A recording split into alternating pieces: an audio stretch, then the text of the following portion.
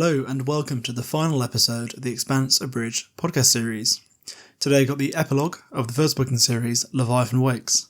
I say final, but we'll do more. But this is the final for the first book, and it's exciting times. So we joined the final and we're with Fred. So Fred, obviously leader of Psycho Station and kind of the unelected Prime Minister of the OPA, to use his own words, and he's musing to himself before he gives a big speech. He's talking about all the friends he's lost to violence, politics and betrayal. He'd lived through 4 assassination attempts, only 2 of which were on any record. He'd killed a pistol-wielding attacker using only a table knife. He'd given the orders that had ended hundreds of lives and stood by his decisions.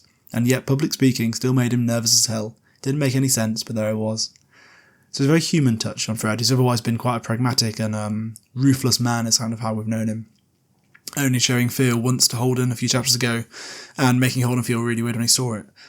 So he's on a series, which is kind of a neutral location in the belt for all the parties to meet. He's been escorted to his office by Captain Shadid, who was the person that fired Miller about 40 chapters ago. And he's kind of preparing for his speech alongside his secretary. And he's kind of thinking about the background, how the universe is, to kind of wrap up the book. So Earth and Mars have obviously been at war for quite a while. Earth blew up the moons of Mars, had the blockade. The belt had kind of really heavily oppressed the belt. So the Mars had oppressed the belt for quite a while. And he's basically saying they could fall back into war so easily. There's more hatred between areas. People are more unstable. And on top of all that, the OPA and the belt is now more powerful. So it's even more unstable than just two powers opposing each other and oppressing the belt. Because obviously in the course of this book, Fred has managed to obtain the only protomolecule sample in the universe, as well as all, or at least most, of the UNN, so Earth's nuclear weaponry. So they're talking a bit about the presentation, about who's going to be there. He's got all these political interviews to do after the presentation. There's the risk of some people disrupting it, it's called Blue Mars, so maybe it's like a Just Stop Oil type people.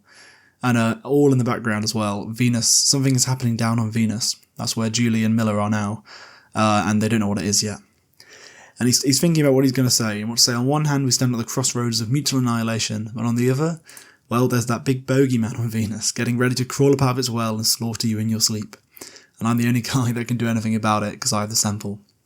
So as he's kind of getting ready, our boy Holden walks in, big man Jim, and he comes in, and he's like, you better be nice to him, because this man will blab otherwise. And Holden walks in with a bit of a swagger. It's called the acceleration swagger. And because of all the long high G burns he's had to sustain, particularly when he was chasing Eros after it lost a radio, after it had radar coating, all the cartilage in his body has been kind of squeezed. So he's in deep joint pain. So anyway, he walks straight in and says, you're looking pretty. Did you see the feed? There's 2-kilometre high crystal towers appearing on Venus. Fred says it's your fault. You could have told Miller to drive it into the sun. Holden goes, those strawberries? Have some, Fred said. And Holden just grabs a whole mouthful and starts speaking with his mouth full of food, eating all these strawberries. Because obviously in the belt, they would be so expensive. And then Holden basically starts a conversation, being like, can you help me with my legal troubles, or the worries of legal troubles? Because Holden did give Venus, an entire planet, to the protomolecule, and announced it publicly that he was the guy doing it, or told Miller, etc., on open radio channels. So all the people there are going to be pissed that Holden basically gave away one of the few planets in the universe to the aliens when they probably wanted to put resorts or hotels in there or something. Fred offers to be a character witness because he doesn't make the law. And then Holden goes on, what about amnesty? We retrieved the protomolecule, tracked down Julie Mao and Eros, broke Protogen and saved Earth. Helped at least. It was a joint effort with Miller. And he's kind of going through that. He's like, what about the Rocinante as well? Can we have right of salvage? Says on my ship now. And so Fred goes, I'll do what I can. That's all he can do. Because obviously Holden's kind of although being the hero, obviously in the novel and in the universe, he's also just caused a load of shit, because Earth will hate him for finding all those things, nearly attacking one of their ships, preventing them from getting some sample when he scared away the Ravi, and then Mars is going to hate him because he's nicked one of their fast corvettes. So there's a load of reasons he'd be not a particularly popular man. So then they kind of turn to the conversation about Miller, and what they're going to say about him in Fred's presentation, and kind of more generally how they're going to sell him. Holden's like, he deserves some credit. Fred goes, the Belter who went back into Earth of his own free will, back into Eros of his own free will in order to save Earth, you're damn right I'm going to tell them about him. Well, Holden would prefer to talk about just who he was. Kind of not the idea, not a concept of this heroic Belter, but more as who he was, Josephus Aloysius Miller. And Fred has to kind of explain, I know it's hard, we don't need a real man with a complex life, we need a symbol of the belt. That's what got us here, Holden said. Icons, symbols, people without names. Not Mary, who worked on supply and raised flowers in her spare time. None of them killed her. You think they wouldn't have? I think they were going to. They owed it. If they were going to, they owed it to know her name. So you get the dynamic there between Fred and Holden. Holden being like, people need to know who Miller was as a person, because he did save, well, as we think right now, he saved the universe, did all he could.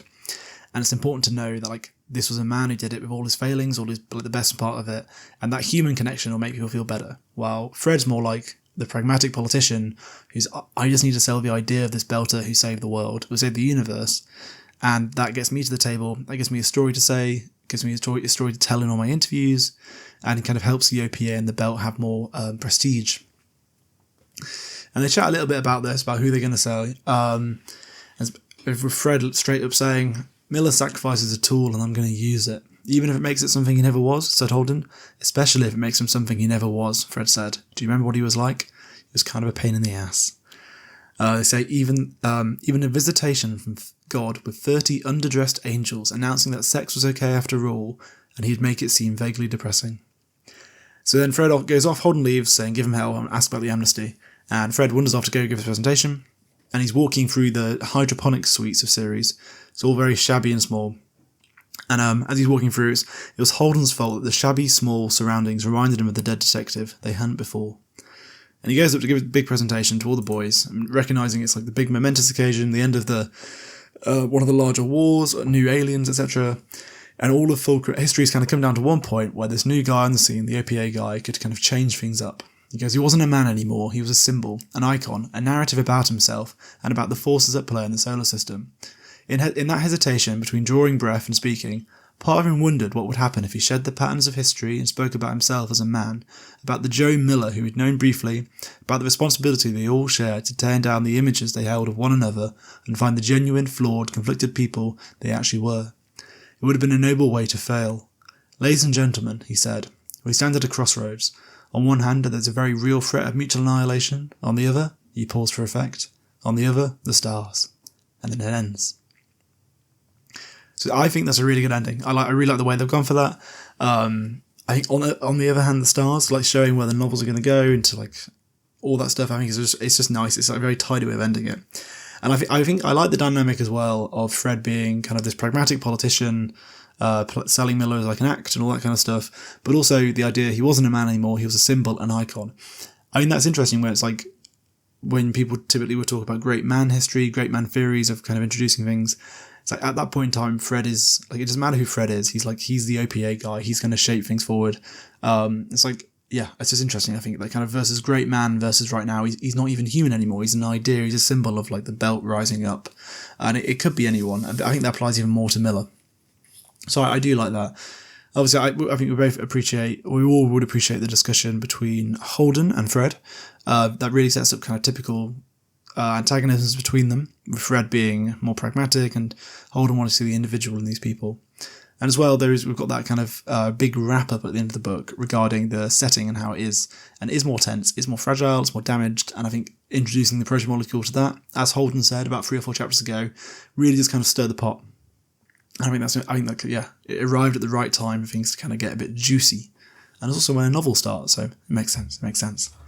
So yeah, I think to wrap up this episode, I hope you enjoyed this kind of 55, 56 episodes done so far. This will be 57 now. It's been fun. It's been like a year or so of doing it. I've enjoyed it a lot. I think leave the feedback in all the polls. I read all the feedback I get. I look at all of it, and I really do appreciate everyone taking the time to write that. Particularly all my Swedish boys. Regarding next steps, I think we will probably look at doing the next Expanse book in the next few months. May take a bit of a break. I'd like to try and do something with other series, potentially even Dune. It's one of my favourite books. I've read quite a few times. And I want to shift the next few episodes of the series to be more analysis than plot summary. It's nice doing Abridged, but I want to be able to contribute more and push myself, and maybe doing some more video effects, while still also retaining the podcast element. So yeah, I want to thank you all for listening, all for it. It means a lot to me. I appreciate it. And I hope you have a lovely week.